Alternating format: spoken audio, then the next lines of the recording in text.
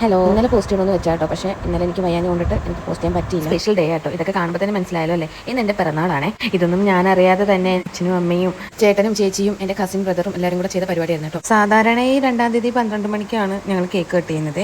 സത്യത്തിൽ ഈ പ്രാവശ്യം എനിക്ക് ഒട്ടും വയ്യായിരുന്നു. യാത്ര പോയിട്ട് വന്ന് ക്ഷീണവും വർക്കിൻ്റെ തിരക്കൊക്കെ ആയപ്പോൾ എനിക്ക് ഒന്ന് റെസ്റ്റ് ചെയ്യാനുള്ള സമയം പോലും ഇല്ലായിരുന്നു. 2-ാം തീയതി നല്ല പനിയടിച്ച് ഞാൻ കിടപ്പായിരുന്നു കേട്ടോ. പിന്നെ ഈ പ്രാവശ്യം എൻ്റെ ബ്രദറും ഉണ്ടായിരുന്നില്ല, അതുകൊണ്ട് തന്നെ വലിയ ആഘോഷമൊന്നും ഉണ്ടാകത്തില്ലെന്നാണ് വിചാരിച്ചത്. പനി ഉണ്ടെങ്കിലും ഞാൻ വിചാരിച്ച് 12 മണിക്ക് കേക്ക് കട്ട് ചെയ്യുമായിരിക്കുമെന്ന്. ഒരു കേക്ക് ഞാൻ പ്രതീക്ഷിച്ചിരുന്നത്. 12 മണി വരെ ഞാൻ ഉറങ്ങാതെ കിടന്നു. പക്ഷെ ആരും എന്നെ വിഷ് പോലും ചെയ്തില്ല, ആരും ഒട്ടും വിളിച്ചതുമില്ല. പിന്നെ ഞാൻ നേരെ മാറിക്കിടന്ന് ഉറങ്ങി. പക്ഷേ പിറ്റേ ദിവസം രാവിലെ ആയിരുന്നു സർപ്രൈസ് മൊത്തം. ഞാൻ എഴുന്നേറ്റ് വന്നപ്പോഴത്തേക്കും പുറത്തെല്ലാം സെറ്റായിരുന്നു കേട്ടോ. മെഴുകുതിരിയെല്ലാം കത്തിച്ച് സെറ്റാക്കി വെച്ചേക്കായിരുന്നു. അങ്ങനെ കേക്കെല്ലാം മുറിച്ച് ഞങ്ങൾ കഴിച്ചു കേട്ടോ.